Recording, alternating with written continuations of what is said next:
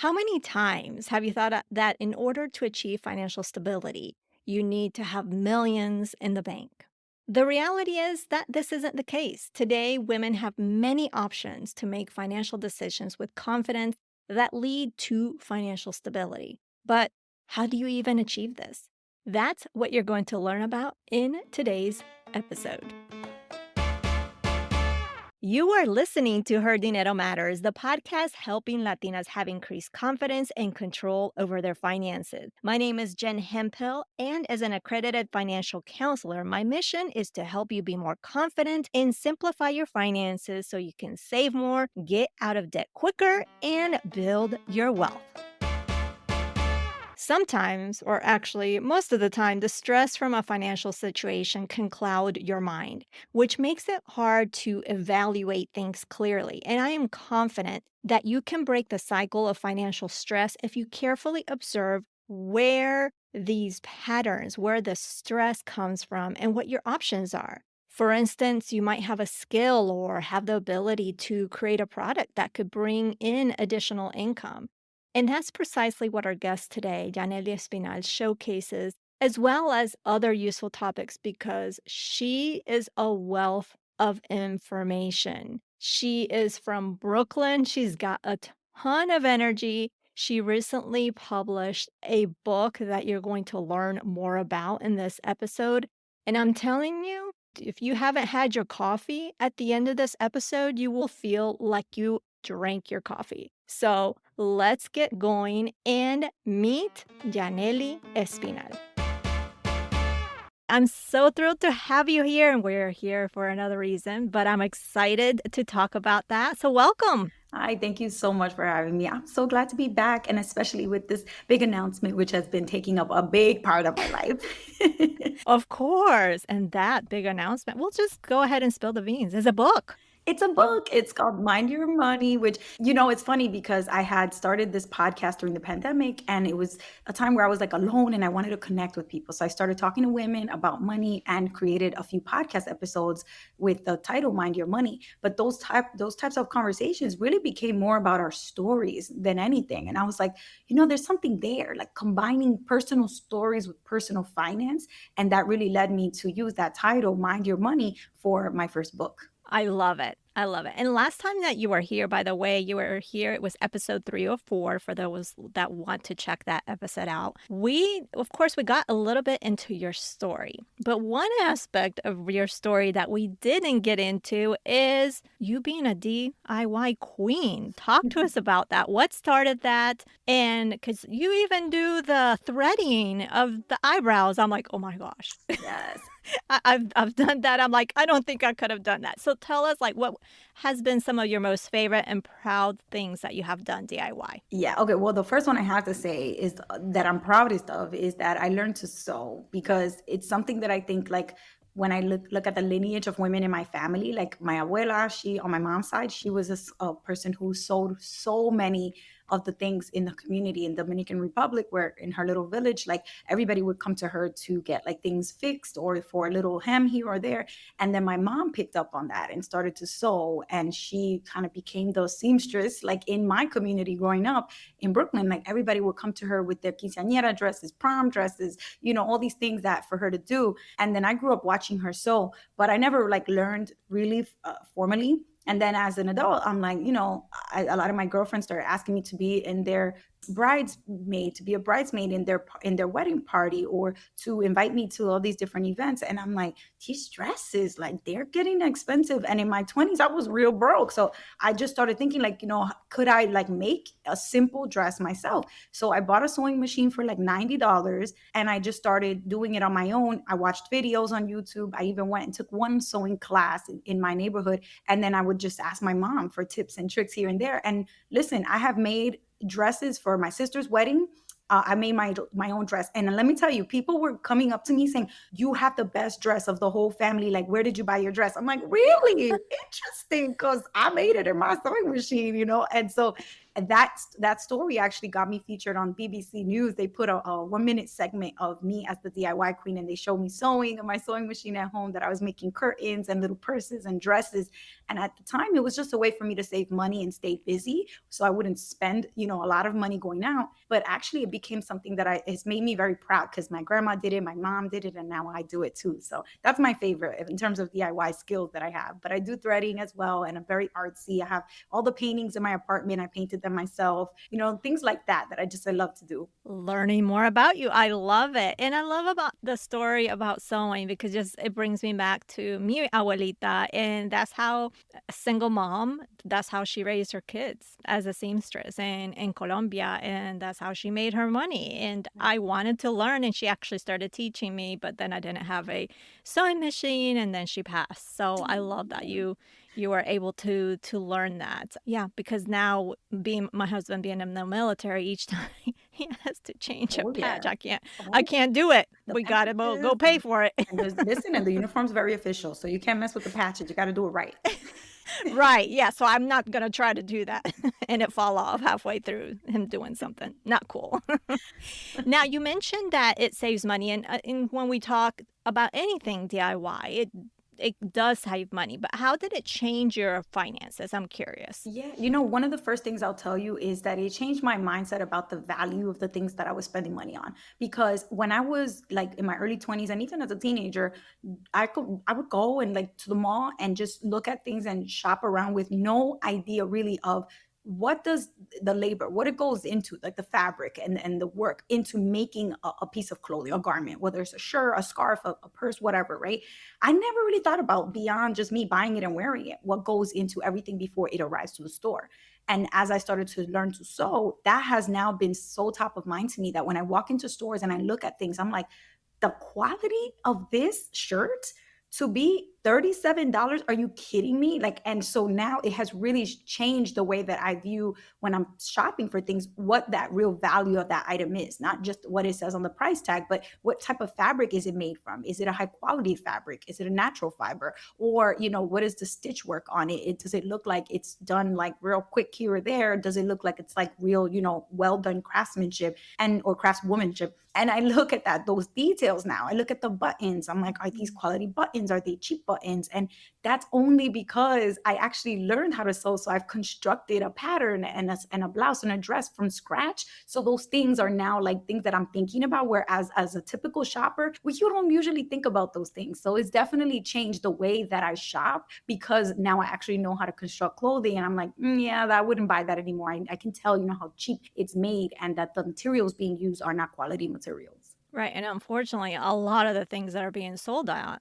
whether clothing or anything, really, I just recently I wanted to buy just some pieces of jewelry, like not really these high end pieces. I Right. just wanted just some for a photo shoot, so just like some statement pieces because I've been recycling the ones that I have for It's a all very out. long time, just because I'm so That's picky so real. and I'm so picky, and I like what I like, and that's all. And in Peru, when we lived in Peru, they have, and no offense to los Mexicanos, I know Mexicanos, they have silver jewelry and some really nice pieces, but Peru, Dios mío, I love some jewelry from Peru, especially the silver, but I haven't been Brilliant. back and I can't find anybody. And so I'm like, let me see what I can find. Yeah. And I went into the store and I was like, well, it looks like it could be decent. And then I went in there, they're like, well, do you want it to be long lasting or Cute. not? And I'm like, I looked at the non long lasting. I'm like, how are they selling these for 80 bucks? I mean, I would have Yeah, paid maybe 20 bucks, that's but true. yeah. So it's interesting that you bring that up because I'm right with you. Yeah, and it takes time because when on the younger side, like when you're in your teens and 20s, you just don't think about those types of things all the time. Mm-mm. And so unless you're interested in that particular area,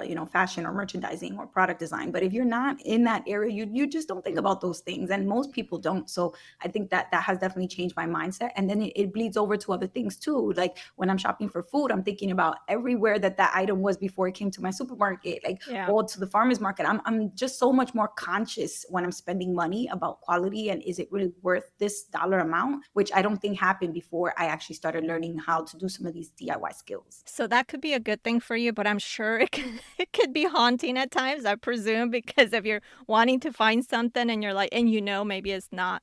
I know. the best Last thing and you resource. can't there's no other options. I know. And but you know what I have done, which I think is good? It has forced me to become a little healthier because I've actually been making more things from scratch. So I look at the Mm, packaging, I'm like, what in the world? Everything has xanthan gum. What is xanthan gum? I don't do I want would I naturally put that in my pot and use it to cook food? No. So I've been so much more aware of like the ingredients on things like soap and deodorant and lotions and food items. Just reading the packaging real quick. And I'm like, I like that I've started to think this way because it just makes me right. like a better consumer in general and makes me like a little more healthy because I've been cooking more myself, making things on my own, making up bread from scratch instead of buying like a packaged bread. And all of those little things just makes a little bit of your quality of life a little bit better and more enjoyable. Absolutely. Now, last time you were here, you talked to us about the advocacy work that you do bringing financial literacy to schools. What is the latest development? And how has that been going? It's been amazing and it has changed so much since we last spoke. In the book, I actually mentioned that I was involved in the state of Florida passing a law that requires every high school student in Florida to be required to take personal finance before they graduate. Now, actually, in 2023, was involved in the state of Indiana passing a law in Indiana as well. So the work evolved because at first it was just general advocacy. Now, when it comes to politics, when you want the laws to change, generally speaking, you need somebody who's actually going to champion that law in the halls of power. Somebody who is really their job every day to go in there and put it top of mind for all the lawmakers because they have a lot of other bills. They got constantly people recommending and suggesting things that things to change. Right. And they don't, they're not going to put everything as a priority. So you need somebody walking through the halls who's putting it as a priority for everyone to remember and to know what's the bill about, what are the details, what does the research and the data show about this? Is this a good idea or not? And so that usually is going to be, public policy advocate, a lobbyist. That type of job, they don't work for free. You have to hire a Right. lobbyist or hire a public advocate. And these people, cobran mucho, they're expensive. So I realized, like, in the work that we're doing, even though we're advocating in the grassroots level, our team isn't going to get as far if we don't have someone in the halls of power. So we, as a team, we had this conversation and decided, working at NGPF has been amazing. We're giving free curriculum, free teacher training, all those amazing things that we talked about in our initial conversation. But we need another component of the work, which is a separate organization that does allow us to have a person in the halls of power championing these bills.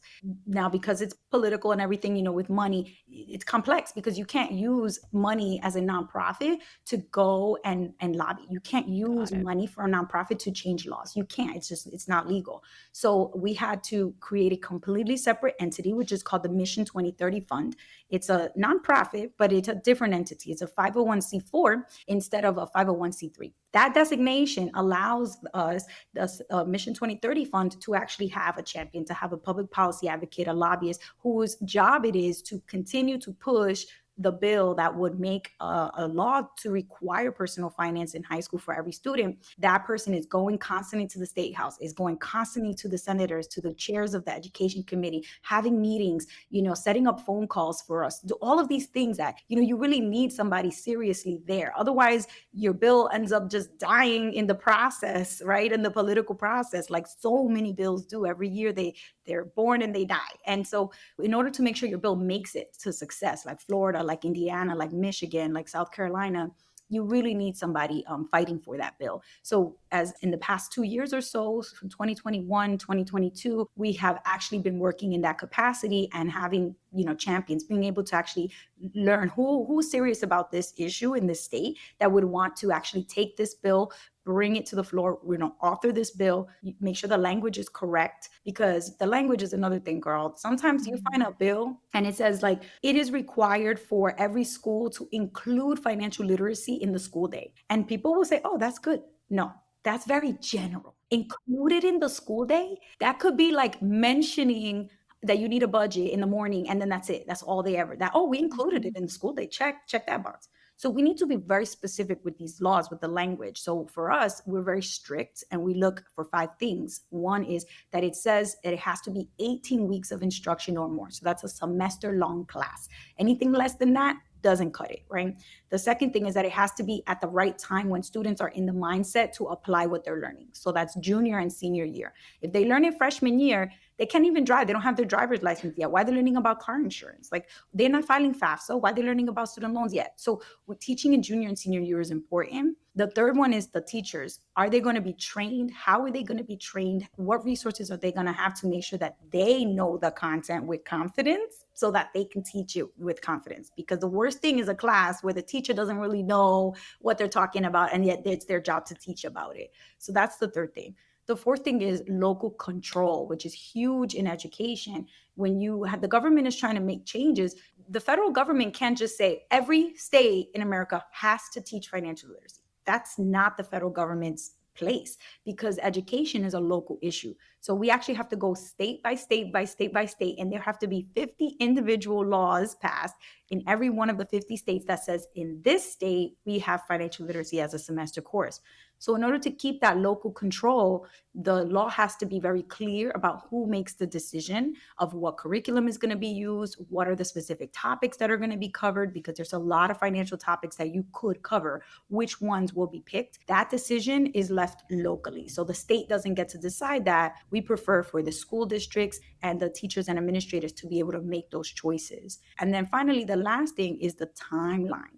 Because I'll tell you, I used to be a teacher. The worst thing in the world is I'm getting ready to start the school year, and my principal comes in telling me, oh, by the way, there's a change. All of a sudden, starting next week, you have to start teaching financial literacy. Like, wait, what? Starting next week? You're giving me no time to plan, to create the lessons, to prep the activities, to look at different curriculum and pick the best one. How am I supposed to do this in a week? So we really want the timeline to give them a few years, whether that's 2 years or 3 years, to transition into this requirement rather than like springing it up on them one day to the next. Right. That is fantastic. And I love hearing that update. Love the changes that you all made with that new organization that you're able to be able to advocate more efficiently, I should say. Yeah. And so thank you for sharing with us about that. And speaking of teaching, let's get back to your book. I want to talk about your book because one thing that I was really impressed with your book, again, for those listening, is called Mind Your Money. One, your personality comes out. So if when you're hearing her right now and in the other episode that she's been on, you're gonna see it. You're gonna read it. It's gonna be like, oh yeah, that is her. And the other thing that I really appreciate about the book is that I think you having the skill set of a teacher, it gives you an up from others that are teaching financial education because you are able to really communicate it more effectively and just so I applaud you because I Thank think you've you. done a phenomenal job Thank of your book. I'm curious to know what can readers expect Yeah. from your book? Yeah, I mean, it's a lot of what you said. It's personal stories. It's kind of like part memoir, part financial literacy education book. And I think the reason why I wanted to build it that way was because a little bit of what I mentioned earlier, where like having podcast conversations and being on social media with so many incredible women like yourself and so many others like us, women of color especially, our stories just keep coming to the surface. Especially if we have immigrant parents, if we're first generation, if we came from a low income, humble beginnings, our stories they always come to the top and they help us kind of like resonate with everybody listening and paying attention. So I feel like stories are really missing from so many of the books that I've read. And I've read hundreds, I mean, probably like 300 books about money since my 20th birthday to now. I've like spent so much of my time reading books about money, personal development, mindset, psychology. And what I find is a lot of these authors either didn't have the experiences that I had, and that I feel like a lot of the followers that I have and supporters actually have had these experiences, like being on government assistance, having parents who don't speak English and are navigating an entirely new world, country, system, language, financial system. So I was like, I really feel like we have these stories and they're not being put into the narrative around money. And yet they're so pervasive in terms of how they impact our decisions with money and how they influence our mindset around money. So I just feel like the stories needed to take center stage. And so what you can expect, as soon as you open the book, loud and proud is all of my background of growing up in poverty. The very first page, you're going to see me screaming in my mom's backyard about being on welfare and how that was something that I never really understood what it meant for us because I was a kid, and I just knew like mommy had welfare appointments to, get food stamps and things like that. But my older sisters who were like teenagers at the time, they were the ones that taught me these narratives that like, shh, don't talk about this. Don't tell people that we get food stamps and that we have welfare and that we don't make a lot of money. Like that's something to be ashamed of. We keep it quiet. We're embarrassed to let anybody know about that. I didn't feel those things. I was just like, whatever, everybody does this in my neighborhood. I thought it was like totally fine. But when I started to inherit those ideas from them that like this is embarrassing, those are the earliest memories that I feel like I could root my the earliest lessons I learned about money were in those experiences. And so I wanted to make sure I grounded the book on that and more stories like that. And so I get really personal. I mean, I tell you about when I got caught stealing, when I was in the store stealing. I was like, I don't know, like maybe 11 or 12 years old. And my sister was with me and she got so mad at me because I put like a lip gloss. I took it and I put it like in my sleeve and I tried to walk out the store and pretend like everything was normal. And the security guard stopped us. He took us to the back and he showed the video of me putting the lip gloss in my sleeve. I was right under the camera, like a hello. I'll make it more obvious. But again, at that time, like I didn't understand a lot of things about me and around about the world around me. And I wanted to explain that story with context because I think we often assume somebody stealing, especially a kid, is like a little thief or bad intentions, a little selfish, maybe just like a malicioso, like a malicious type of nature. And I wanted people to understand that I wasn't a bad kid. Like we were poor. So first of all, I didn't have more than like $4 on me. Second of all, I was trying to be giving. Like we had a Kris Kringle at the church and I was supposed to give a gift to my god sister. I didn't have, so I'm like in this situation as a kid with no money, wanting to be giving, wanting to participate in these things. And that made me decide to take something that I couldn't afford. So I feel like I just wanted to include that. So we're not, especially because I work with so many students and we're always like jumping to conclusions like, oh, this is the type of person that you are. And I wanted students reading my book, especially in high school and college, to recognize that you are not your mistakes. We all have lived a life. Okay. So let me just tell you, like, you see me now on the news and writing a book and succeeding on social media, but my stories are probably very similar to yours. So there's really nothing different. And don't ever let anybody make you feel like your mistakes make you who you are. They don't. They can inform and change what you do and how you act, but your character is really what makes you who you are. And so I wanted to include that. So there's a lot of personal elements, personal stories, and little life lessons, as well as like the financial lessons in there too. You mentioned students reading your book. Who would you say this book is for? Students, the younger generation, or how would you define your ideal reader? I think it's like right on the cusp between Gen Z and millennial, which I think like people call Okay. like zillennials, right? Like it's like a Gen Z slash like millennial age. But also the key for me, which is like a blanket term that I've been seeing a lot, but I think is like the right term for my art audience, is a first generation wealth builder. This is the Right. first person in the family that has maybe access to a more than a moderate level income, or maybe higher or middle level income, and the first person in the family that has the ability, the privilege, to actually think about investing for the future, not just trying to make it day by day today. So that type of person who is like, this is such a big thing.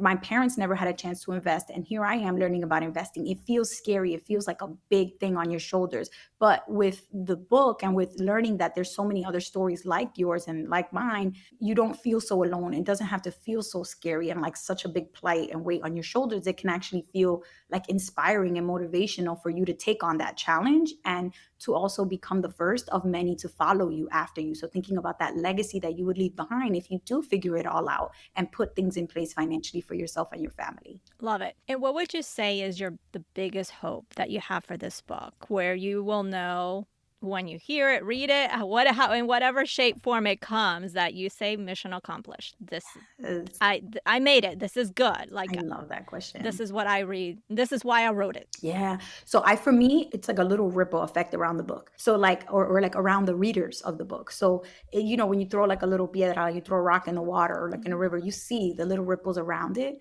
I would love for my book to be that like rock, right? Where you throw the book into someone's life. And now all of a sudden there are these ripples around them. They have helped their parents to establish some type of savings fund or retirement fund. They have helped their children to get started investing in a custodial Roth IRA or created a high yield savings account. They're now teaching their friends, maybe they planned a Sunday brunch with all their girlfriends and they're teaching their girlfriends about how to find low expense ratio mutual funds in their 401k plans.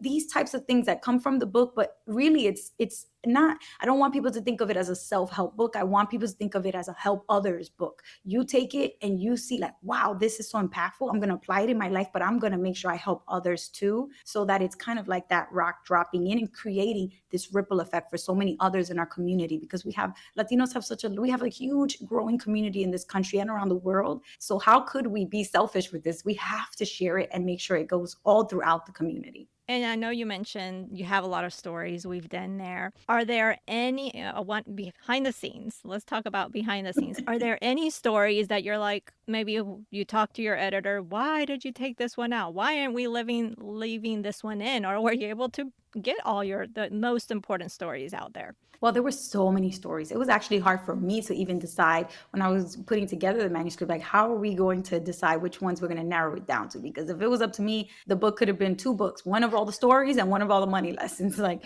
I mean, there were definitely a lot. I think for me, and I'm being completely honest, I grew up in a household where it was very complex. My parents are from a different era, in a generation, a different generation, but also a different country, where unfortunately violence was just like a kind of a more normal part of their growing up. Violence, and I don't mean that in terms of like only domestic abuse. I'm sure verbal abuse, domestic abuse, yes. But also like they had a relationship with their food that was very different from us. Like they would go outside and kill a chicken if they wanted to make chicken soup, So just being very with your hands, I've like, plucked those feathers myself. yes. Been there. Imagine doing that like every day. And so, like, I think my parents are just like they're rougher people because they've had to, kill animals in order to cook them and eat them. And they've had to, like, they grew up like being, hit if they didn't do their chores the right way and things like that. And Mhm. they didn't know any better. I mean, this is just how they grew up. So my childhood, but there's nine of us, nine siblings, my parents kind of used some of those tactics early on with the older generations. Me and some of my older siblings, like if we didn't get good grades, like we would get yelled at, we would get hit. There were certain things that my parents were like, this is how I was raised, so this is what I'm going to do with my kids. And I think as they became more Americanized, as they learned that, like, hey, you can't hit your kids, like the school principal is going to have a talk with you if they keep seeing you hitting your kids. Like, my mom started to pick up on that, like, oh, maybe, this isn't the best way or the right way. And so the younger generations, she stopped being so, physical and using hitting as a way to discipline them. And I think that there was a shift there, because with the younger generations, she didn't know what else to do if she wasn't going to hit. She wasn't going to hit you. She didn't know how to discipline, what to tell you, what to do. Mm. So I think the younger generations in my family, it was a little bit more like free for all. Like they pretty much got to do whatever they want because mommy wasn't hitting them, but she also didn't know how else to discipline them. So they didn't really get discipline. And so it's an interesting dynamic with the older siblings who did get hit and had a lot of strict rules, versus my younger brothers who they kind of, they like the three of them, they decided that they didn't want to go to college. And that's interesting because everybody, me and all of my older siblings, we in our minds, it was no choice. Hey, you go to college. Mm. My parents were like, Mhm. we didn't go to school, you're going to school. That's why we're in America, to give you this opportunity. So Right. we all went to school, and academics was a huge part of our lives. The first six born, the last three born, I don't think I want to do college. Like, I think I'm going to do something more creative, maybe rap, maybe trade stocks, maybe go, do some art, do whatever I want. And the youngest actually recently joined the army, which I'm so extremely proud of him because, I mean, I was talking to him when he turned blue, and so he's in the infantry, and he was telling me that every day his mind was trying to tell him, just quit, you don't have to Mm. be here, you don't have to do this, just go home, it's going to be much easier for you. And he didn't quit, he stayed, and he is now actually active. So I'm very proud of him for that, because it shows that his mind is strong, his mindset, he was able to really overcome that. And that's very different from academics, right? But that's fine because he made a choice and he committed to it. But I think that there was this gap and this shift where there were certain stories that I kind of chose to leave out because I didn't Mm. want, I want to be be sensitive to the fact that there's a lot of layers and complexity to our family story, that it's not about the violence. I'm not trying to say mommy should have hit the boys. Maybe they would have went to college, or maybe they would have done something different. But there was something that happened with my parents not disciplining, not knowing really what to do if they couldn't hit, that just left the younger siblings like to try to figure things out on their own without a lot of guidance, without a lot of rules, without a lot of structure. And I was the last of the siblings to grow up in that highly structured, a lot Mm, of rules environment. So I didn't want to be judgmental. I didn't want to hurt them. I wanted to be sensitive about how I presented our stories from our family. So anything that was kind of related to that dynamic, I just got it. not to include it. Well, I appreciate you sharing here because it also goes to the point this is what your parents knew. Right. And they, the American culture is different. And there's a lot, you mentioned layers, and then like you mentioned layers, I think, in terms to your family, but there's a lot of layers to filter through in just adapting and learning just the American culture. Shoot, That's right. however many years I've been in this country, and I'm still sometimes like trying to figure Exactly. some things out.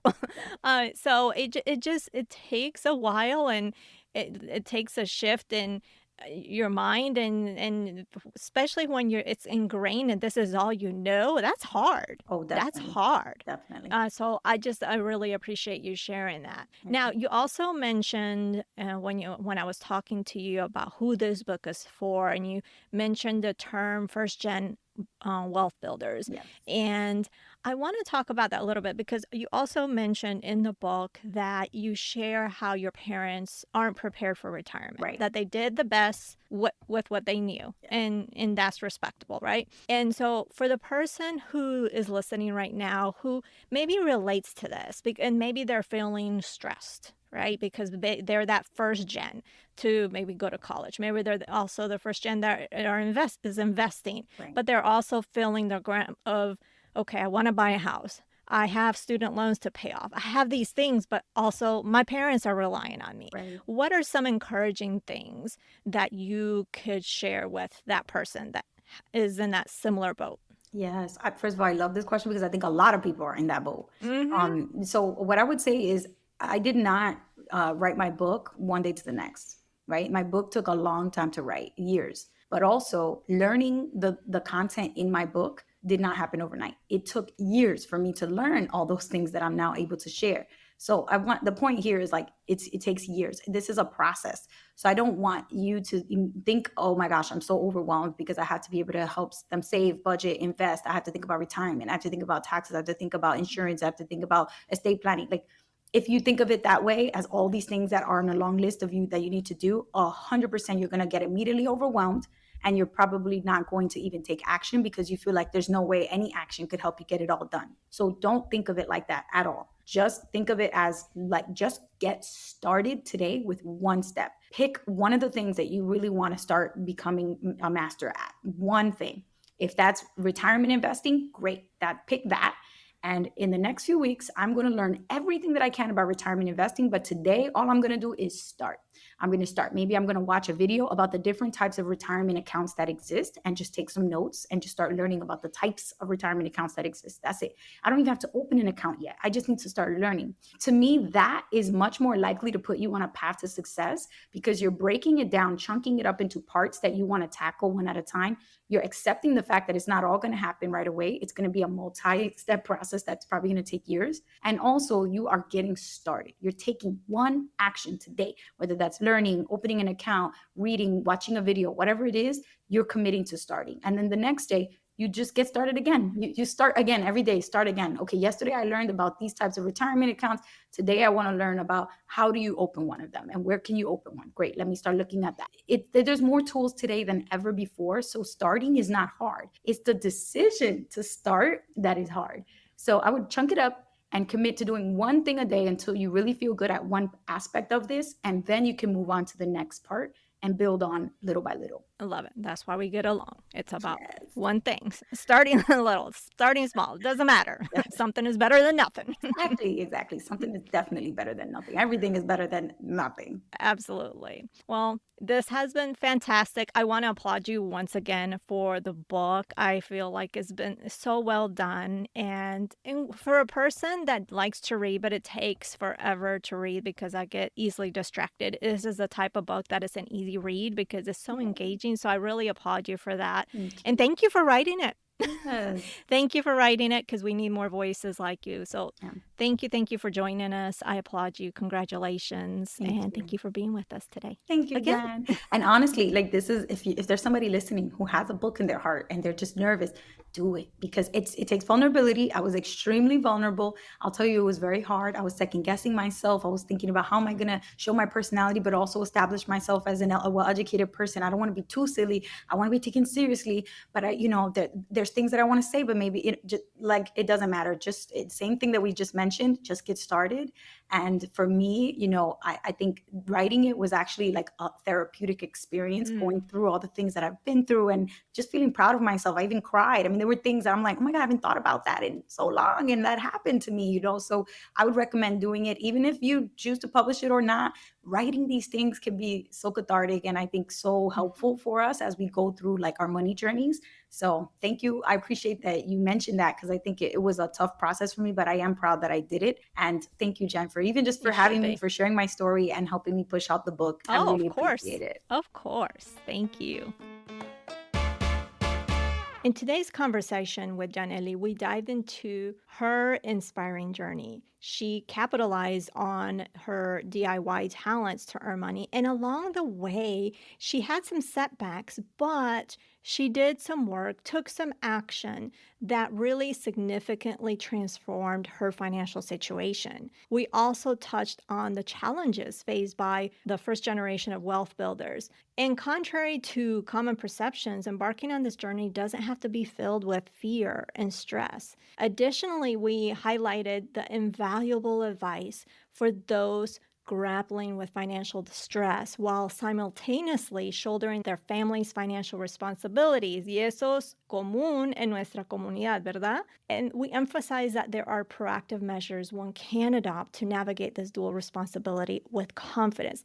It's not easy, but it can be possible. In addition, we shared advice for those feeling financial stress while managing their finances and at the same time their family's finances in a more confident way. Remember that to make a positive change in your finances, the first thing, and that's something that is key that you need to do, is to evaluate what led you to this moment. Educate yourself on the topic and take action. One small step. It doesn't have to be a huge step. Just one small step, and then you take another small step, and you just continue to make those small steps. If anything from today's conversation, which I'm sure it did because Yanely is fantastic, if it resonated with you, if you loved everything that Yanely had to say, connect with Yanely over at MissBeHelpful.com. Besides connecting with her on her website and her social media channels, because she does a phenomenal job of content. It's entertaining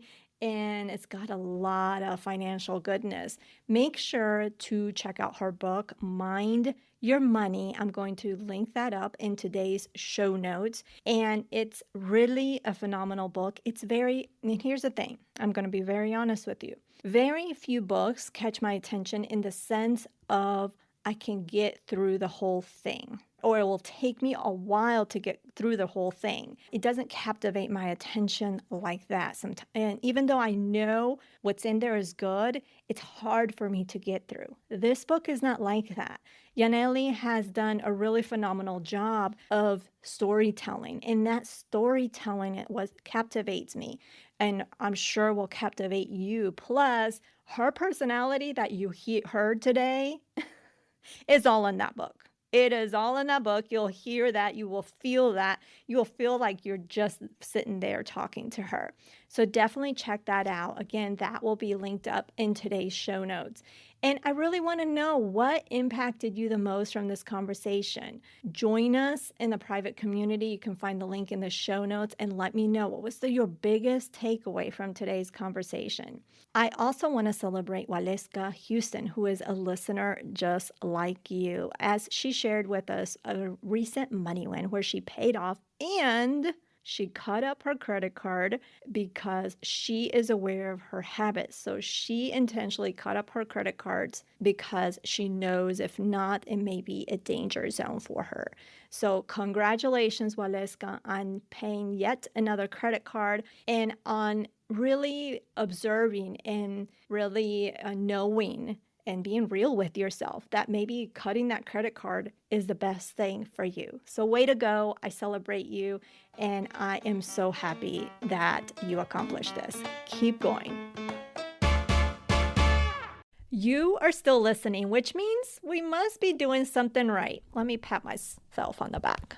Did you hear that? If you enjoy this show and it has made a difference for you, would you do us a favor? Share with one friend, coworker, or a family member. Oi, today. You never know what a person is going through in their financial life, and this episode or this show may be just the thing that person needs. And oh, if you DM me and let me know you shared this episode with a friend, I will send you a special gift.